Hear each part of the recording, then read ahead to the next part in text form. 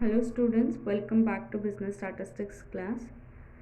So in previous video we had studied Poisson distribution and we are done with the first unit.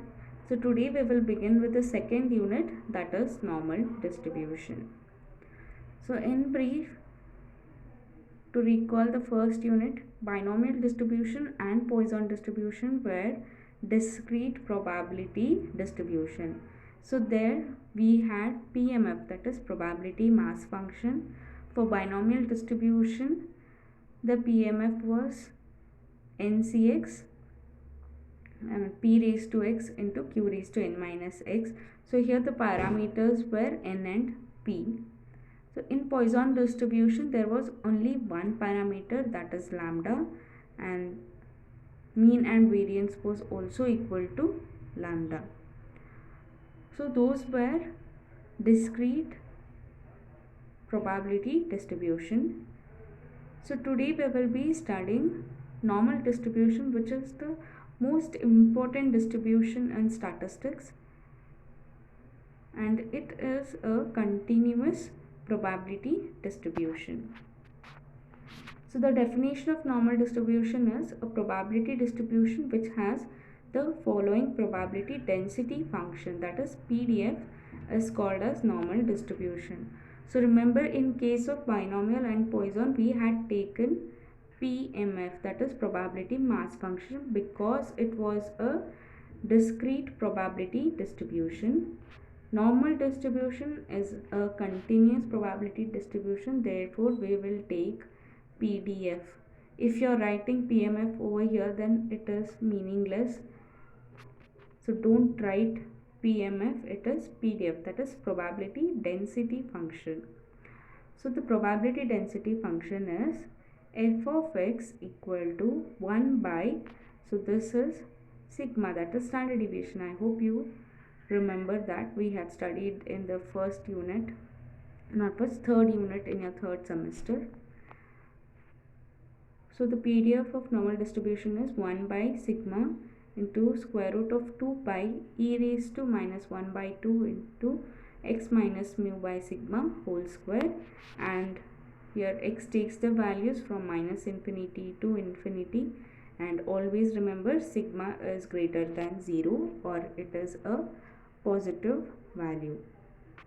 Here pi is, the symbol is called as pi, and its value is 3.14. it is constant value, so it is called as pi and its value is 3.14, and e value is 2.718, even that is a constant value.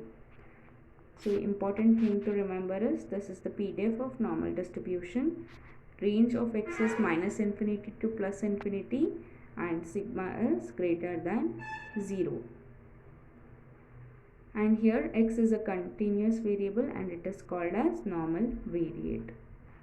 So here we will see what are the parameters. So the parameters of normal distributions are mu and sigma. So this is called as mu and this is sigma. So even normal distribution has two parameters, that is mu and sigma.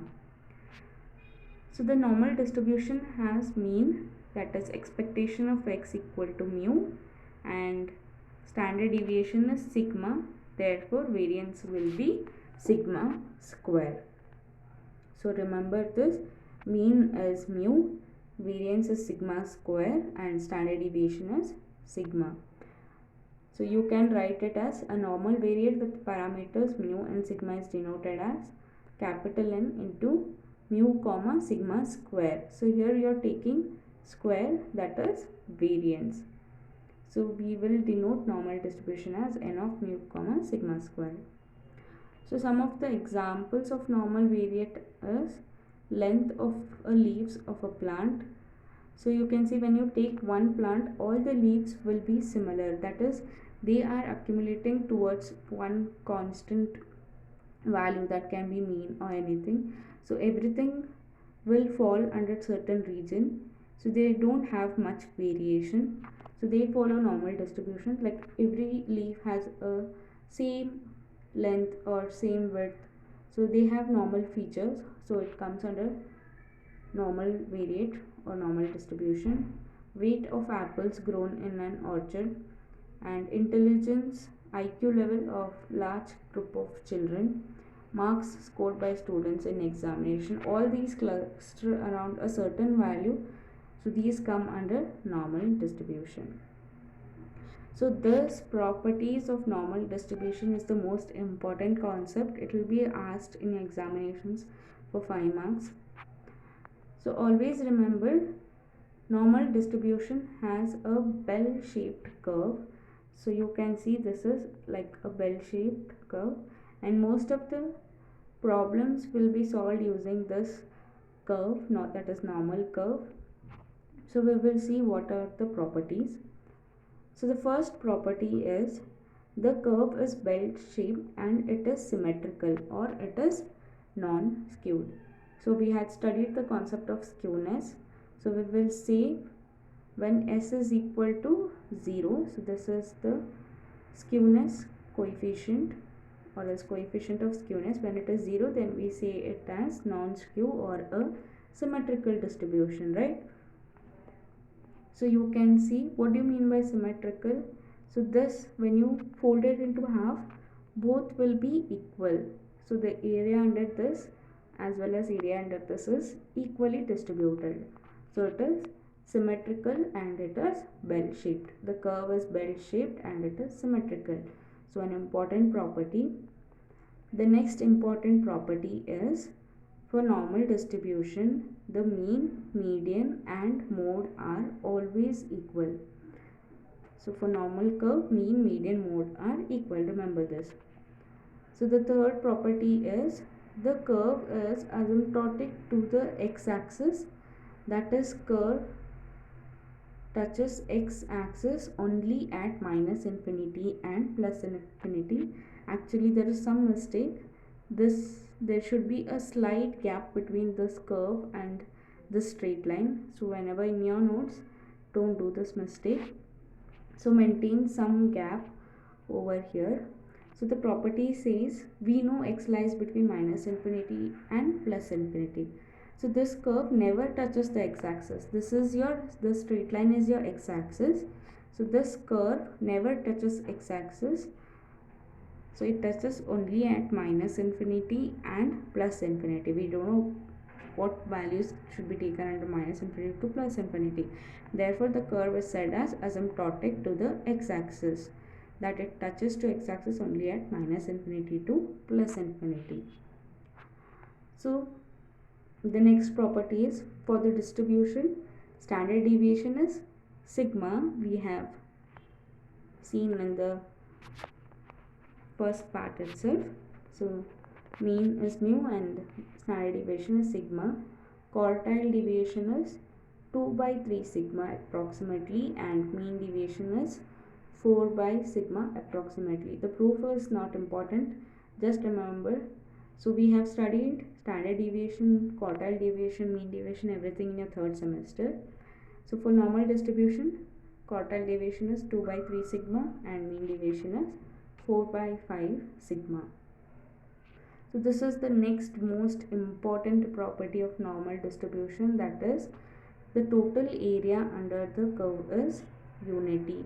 So always remember, this is a whole curve. So this whole area under the curve is unity, that is it is equal to 1. So this is the half of this curve. So this will be 0.5, this will be 0.5, that is 50% over here and 50% over here. It is equally distributed because it is a symmetrical distribution, and when you add you will get it as 1 or 100%. So always, this is the first important property, that is total area under the curve is unity. Based on this we will be solving problems. So the next important property is, so probability of mu minus sigma, x lies, when x lies between mu minus sigma or when it lies between mu plus sigma, then the probability will be 68.26%.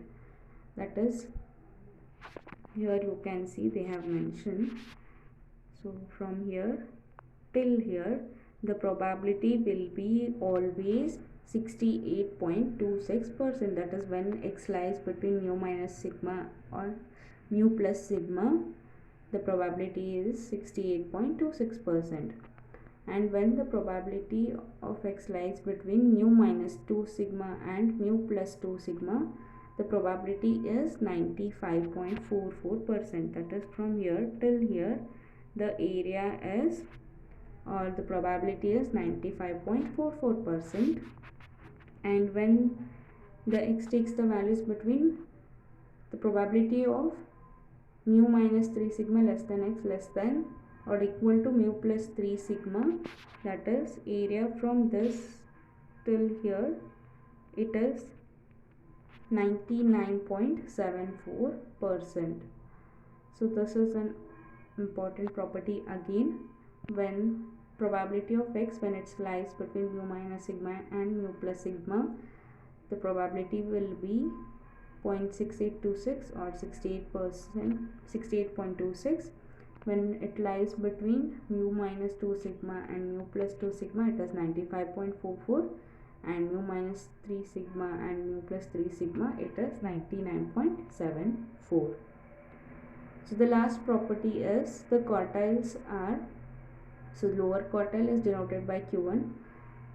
so the lower quartile is mu minus 0.6745 sigma, and upper quartile is mu plus 0.6745 sigma.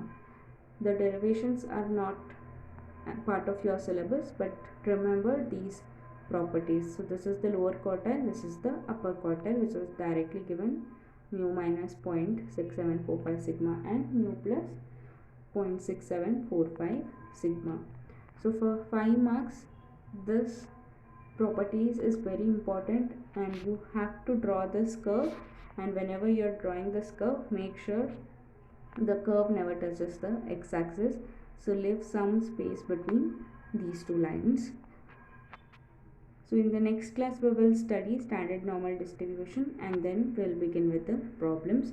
So before that, please read this PDF and what is mean and variance, so it helps when you solve the problems.